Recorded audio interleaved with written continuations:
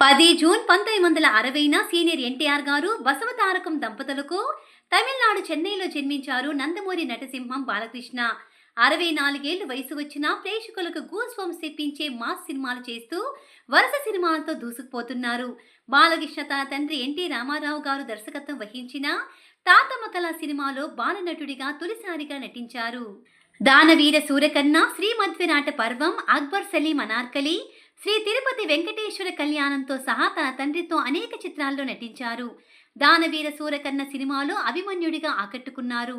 అభిమన్యుడి తండ్రి అర్జునుడి పాత్రలో బాలయ్య సొంత అన్నయ్య హరికృష్ణ గారు నటించారు.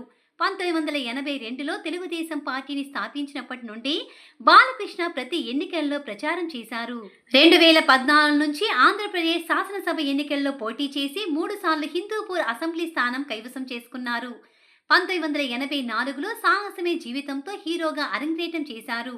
అదే ఏడాది మంగమ్మ గారి మనవుడు అనే చిత్రంలో భానుమతి గారు, సుహాసినిలతో కలిసి నటించారు. తాజాగా డాకు మహారాజు మూవీతో హిట్ అందుకున్నారు బాలయ్య. ప్రస్తుతం బోయపాటి దర్శకత్వంలో అఖండ 2లో నటిస్తున్నారు.